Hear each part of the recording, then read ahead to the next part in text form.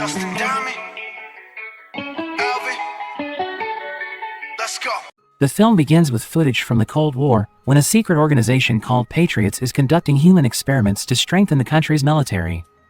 Each of the chosen volunteers is given a unique superhuman power, such as the ability to transform into a beast or control rocks. To eliminate human instability and inconsistency, numerous autonomous fighter robots are seen demonstrating their abilities in front of government representatives to detect a desired object and directly destroy it. They are also quick and efficient, allowing them to easily avoid enemy attacks. The robots move on their own and approach the control room, launching missiles at it and killing all of the representatives inside. Soon after, a cyborg named Kuratov appears, revealing that he is the one who previously controlled the fighter robots. Based on that heinous event, the Ministry of Defense convenes an emergency meeting, at which the general reveals that Kuratov was in charge of the Patriots project. The program was a huge success, so one of Kuratov's co-workers started a second project called Module 1, which allows someone to control all vehicles from a distance without touching them. Module 1, on the other hand, was a colossal failure. Kuratov and his colleague were forced to abandon the project, but he was so ambitious that he decided to steal Professor Viktor Golbanov's research results. Following that, he secretly conducted his own genetic research, which resulted in the deaths of innocent people who were being used as guinea pigs. The military decided to apprehend him in his laboratory. Kuratov hid in a room and attempted to build a bomb, resulting in a massive explosion. However, he survived because his body was coated in chemicals. As a result, he gained enormous power and eventually transformed into a cyborg form while completing the Module 1 project, allowing him to control vehicles. Meanwhile, Kuratov arrives at a warehouse containing military vehicles. He uses his power to start and control the trucks without touching them, preparing to build his own army. The general explains that the only way to defeat Kuratov is to locate and persuade the Patriots Project's superhumans to assist them. As a result, Major Elena Larina is assigned to lead the mission. She enters the Patriots' control room and immediately orders her team to track down all of the Patriots' superhumans. Before leaving, the general concludes that the team that will be formed once all of the superhumans have been discovered will be known as the Guardians. The team conducts a thorough search of the entire database, social media, and unusual reports. They gradually retrieve the data and eventually locate the superhumans one by one. Elena and the team rush to the first superhuman hideout, a hidden church, where Elena confronts Lur, a man whose superpower is the ability to control stone. He initially refuses to join the team, but she persuades him to do so in order to exact revenge on Kuratov, who tortured him during the experiment. They then travel to the desert, where Khan, armed with curved swords and super-speed superpowers, easily defeats Elena's men. After being persuaded by Lur, he decides to join the team in their quest for vengeance. They approach Arsis, who can transform into a huge and powerful bear, in a secluded woods. Xenia, the fourth and final superhuman, has the ability to become invisible underwater. The team confronts her backstage, where she and Khan have a brief fight. Soon after, Lur and Arsis appear and encourage her to join the team in order to defeat Kuratov. The Guardians, a group of 4 superhumans, are finally formed. Xenia reveals that all superhumans are immortal. The military locates Kuratov and is assigned the first task of apprehending him in an old factory where many of Kuratov's men are patrolling. Unfortunately, communication with the control room has been cut off, forcing superhumans to move on their own. While Xenia and Lur sneak into the building, Arsis, in his bear form, and Khan fight the guards. Kuratov and his men, on the other hand, are aware of the ambush and have set up some traps to capture the superhumans. Xenia is discovered and frozen.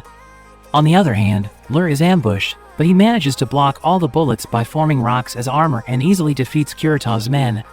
Kuratov finally appears and engages Lur in a one-on-one battle. Unfortunately, the cyborg is far stronger than expected and easily defeats the rocky guy. He easily knocks Lur out. Outside, Khan is paralyzed, and Arsis is apprehended using a special web. Kuratov invites the Guardians to join him so that they can rule the world together, but they decline, leaving him disappointed. Except for Lur, the Guardians are imprisoned and given 24 hours to reconsider their decision. Elena arrives at the factory late and discovers Lur unconscious on the ground.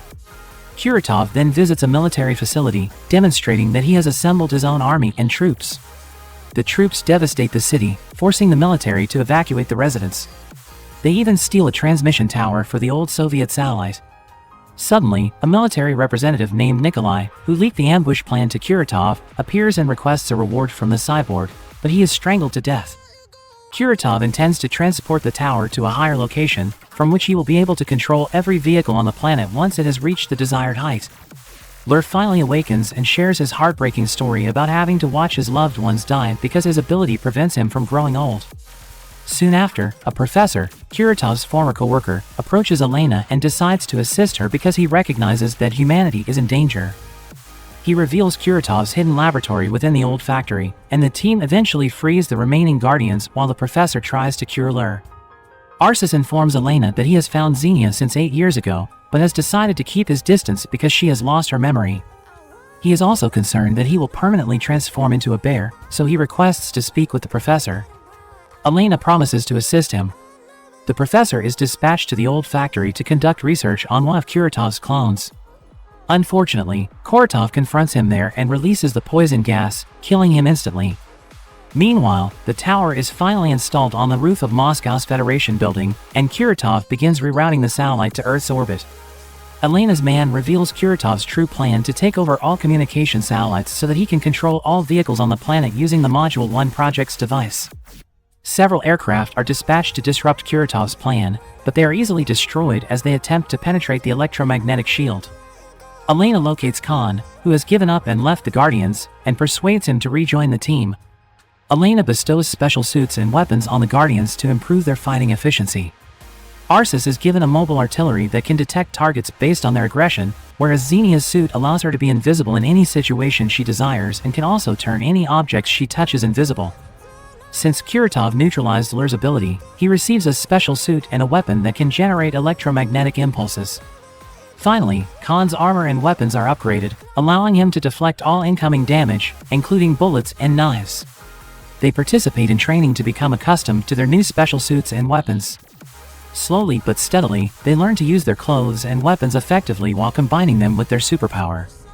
With only 1 hour to stop Kuratov, the Guardians rush to Moscow, while the military waits for their signal before launching rockets at the city.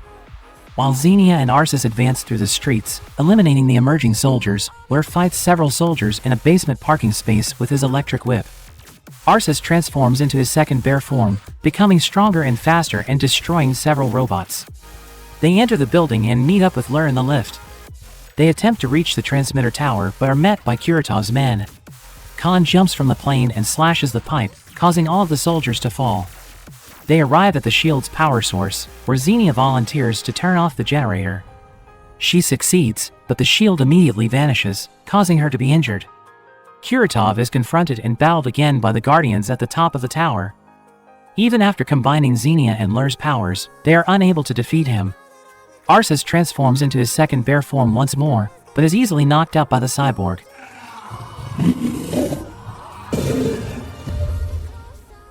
Since the military has launched the missiles, Khan attaches a grappling rope to an emerging airplane and rescues the Guardians from the tower.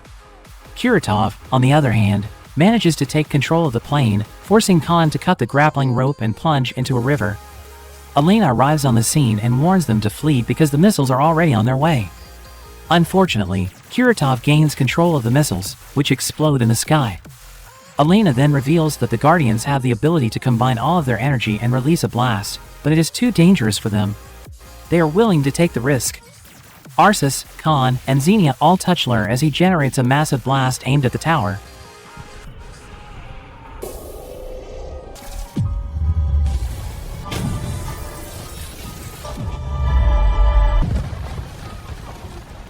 Kuratov is killed when the tower and surrounding skyscrapers collapse. However, the blast drains all of the Guardians' energy as they lay on the ground. They eventually recover and meet Elena on a bridge, where the Guardians decide to return to normal society. Elena informs them that she has discovered another Guardians.